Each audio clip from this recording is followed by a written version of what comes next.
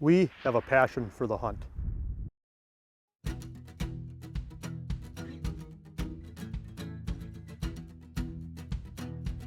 In late November, the cold north winds push down from Canada, locking up ponds, sloughs, and lakes with a sheet of ice all across the North Country, pushing the last of the ducks and geese further south to their temporary winter homes.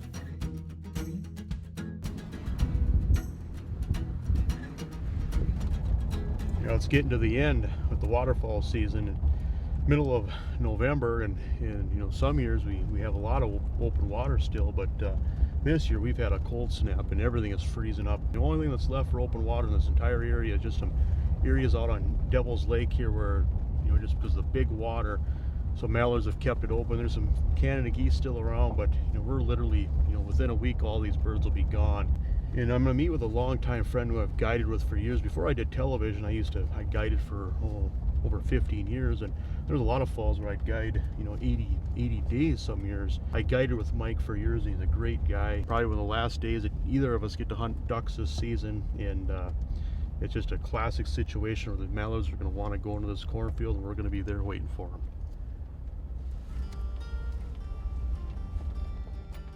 Hunting this time of year requires an iron will, stamina, and lots of warm clothing. On today's Passion for the Hunt, Jason Mitchell joins old friend Mike Schell for the bitter end of the North Dakota waterfowl season. Yeah, it's been a while. And later on in the show, we'll join pro staffer Chase Furstenau as he spends a cold December afternoon waiting for his chance to take a Minnesota Whitetail with a muzzleloader. Location, location, location. You know, with waterfowl hunting, you know, being in the right spot is everything. And the only way you're gonna be in the right spot is just spend some time scouting. When you look at late season, some of the challenges is there's not as many places for these birds to sit, and in a lot of cases, there's not as much for them to eat.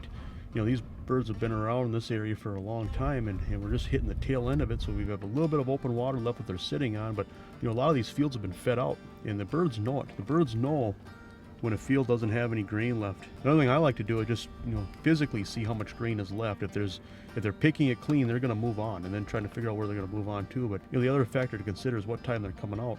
If it's clear skies, these birds are gonna come out really late, sometimes noon or even in the afternoon. If it's cloudy, they'll come off earlier, but in many cases below zero. Don't get out there at sunrise and get your decoys all frosted over, you know, lay out in the cold for 3 hours before you even see a bird fly. Set up later and you know, and just get in the groove of when these birds are flying, and that's the key.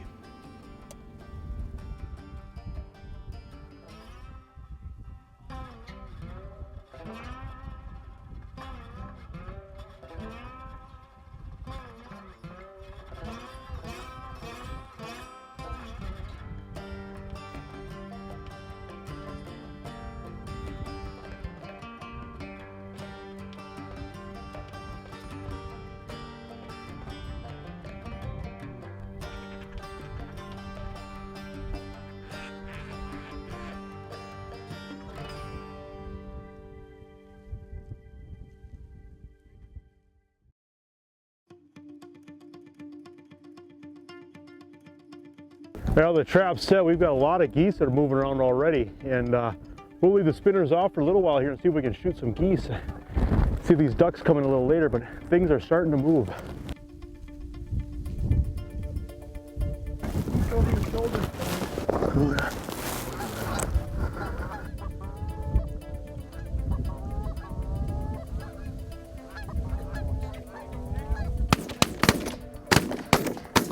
Nice work. Get him.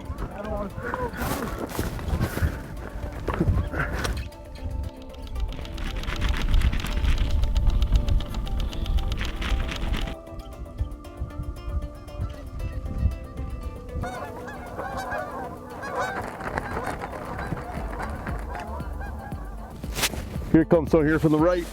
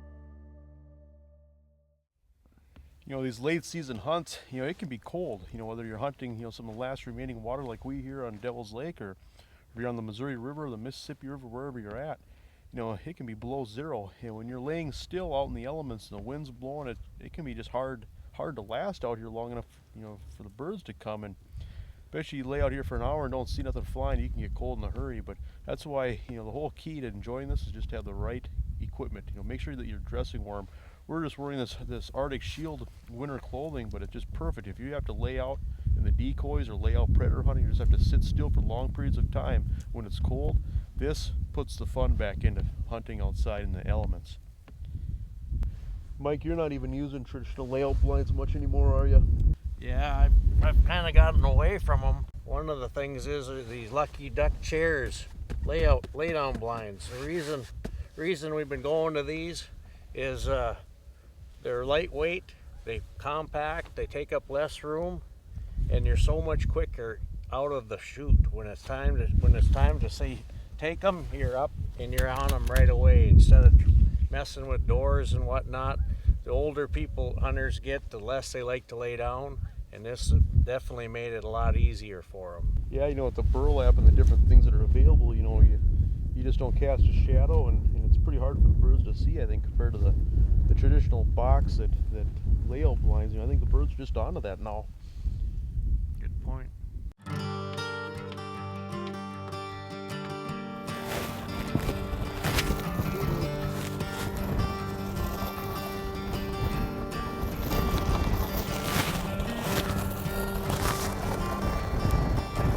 Okay, right here.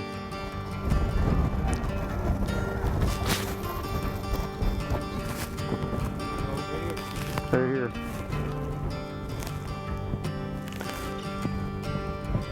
Take them, guys, take them, take them.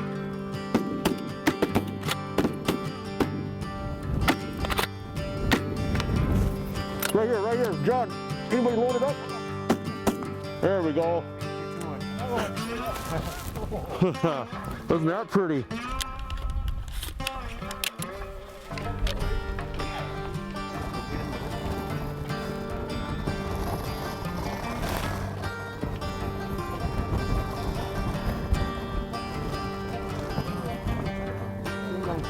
Look at here to the left. You're ready here. Take these two right here, guys. There, nice work, nice work. Whoa, isn't that cool? We got a lot of ducks in the air here.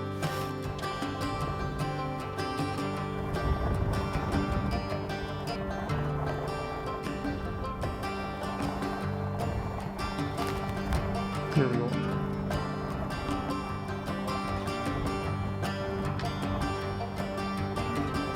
Get ready here.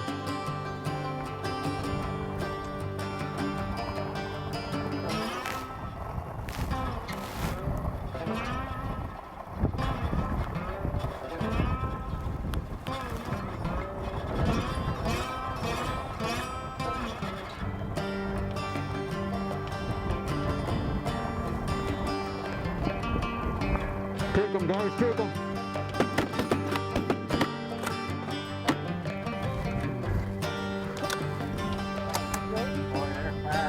There goes another one. Yeah, nice.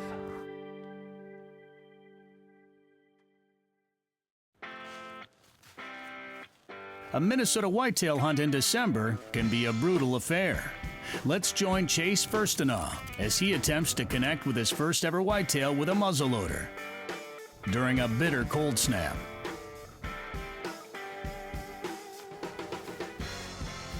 It's almost December here, and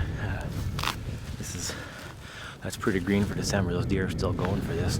You know, it was another bad spring here in the North Dakota, Minnesota area. It was tough to get food plots in, especially, you know, this is 45 minutes away from home. So we came in, worked it down a few times through the summer and sprayed it, killed everything off, and about early September came in with just this fertilizer spreader and spread just wheat, just spring wheat, hard red spring wheat here. Spread it across, worked it in lightly, and, you know, hoped to rain, and, you know, the stuff got 6, 7, 8 inches tall, and the deer have been just going nuts for it, and they still are. It's sticking above the snow. It's something, you know, halfway is green where everything else is frozen and, you know, browned up and dead and dormant. So this is a pretty good attraction this year. They're really going for it. Fast fact. When the rut is over and snowy, frigid weather sets in, mature whitetail bucks switch their focus from breeding to eating. The once elusive and nocturnal bucks start showing up regularly at feeding areas at all times of the day, trying to bulk back up from the rigors of the rut. Some of the best times to take advantage of this are on the coldest and snowiest days, but dress warm and be prepared to sit all day. And don't be surprised to see bucks that have somehow avoided your trail cams all fall. Getting to be a beautiful night here. It's about 10, 12 degrees, and the wind is starting to die down. It was howling earlier. I about froze my tail off setting this set up. But we got a huge cold front coming in tomorrow, probably the coldest day of the year by far. We're supposed to tomorrow only getting the high of 2 above, and tomorrow night a low of, I think they were calling for minus 15 with the real feel like minus 30 to 31, which is brutal. Deer have been just hitting this turnip plot and this wheat plot, and already there was like nine out in the field when I was walking in here. So I'm hoping we can get it done tonight here and not have to experience those coldest temps of the year so far.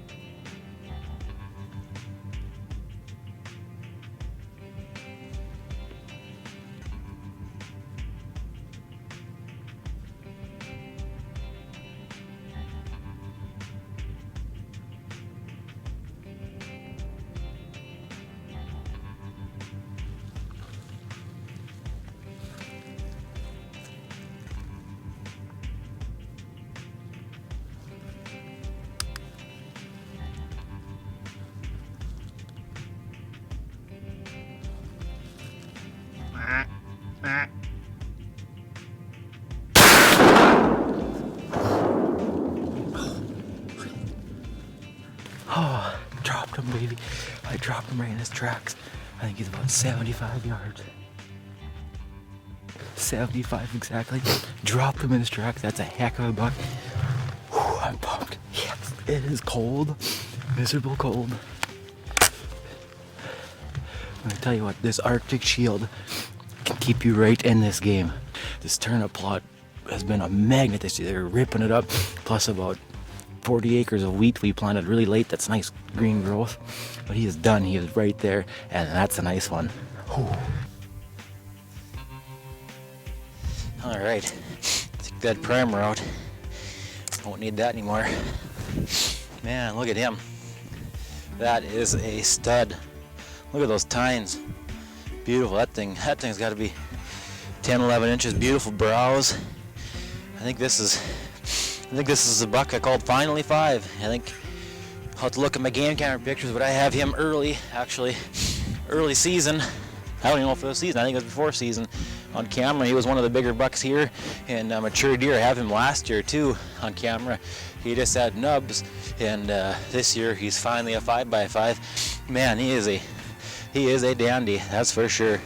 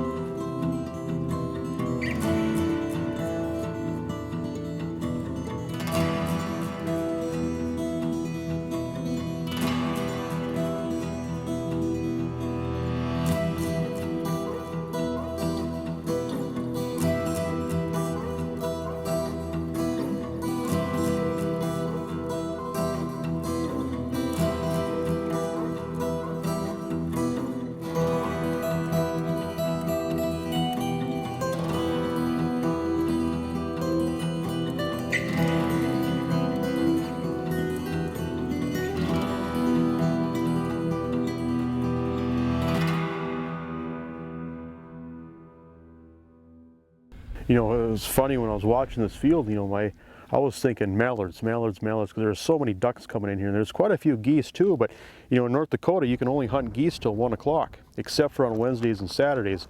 I guess one of my faults as a human being is a lot of days I don't know what day it is. So, you know, a day that, you know, where I was envisioning, you know, shooting a bunch of ducks, it quickly turned to a day where we had opportunity to shoot a lot of geese. You know, the ducks, you know, they still like the spinning wing decoys. They like certain things about, you know, they like a bigger runway, for example, with the pocket for them to land. It never ceases to amaze me how turn off all the lucky ducks and get everything set up for geese, and you just get bombed by ducks. And you turn the lucky ducks on and you know, adjust your spread to just harvest mallards, and all of a sudden the geese are there where they were never there before. But it seems like almost like they're on a switch, and you know, that's just something that all waterfowl hunters, you know, deal with all the time.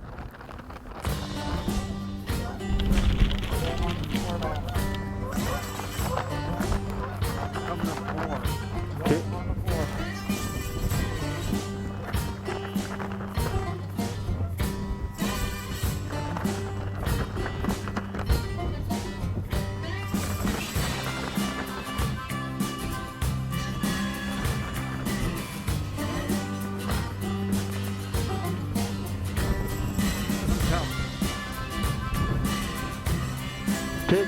Take them.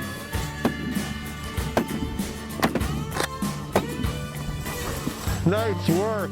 Take that. Nice work. Wasn't that pretty? Wow.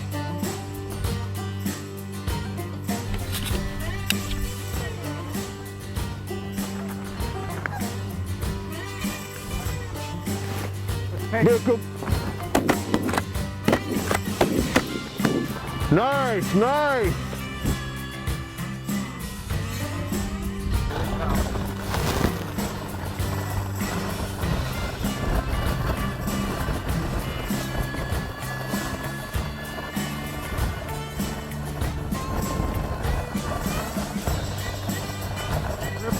Pick 'em. Nice. Watch that green head. Whoa. Well, I tell you what, it was a great day, and you know, we were just set up in the afternoon. It's still pretty cold. It's well below zero. Our season's coming. This is the grand finale right here. That's right. An Arctic Shield kind of day. Thank goodness we didn't have to lay out here any longer than we did, but we sent them packing. What a great way to end the year, huh? Until next year, yeah. Until next year, we'll daydream about today all winter long, waiting for the seasons to pass. Passion for the Hunt has been brought to you by Shields, Arctic Shield, North Dakota Tourism, Crestliner Boats, and Polar Trailer. And by these other fine sponsors.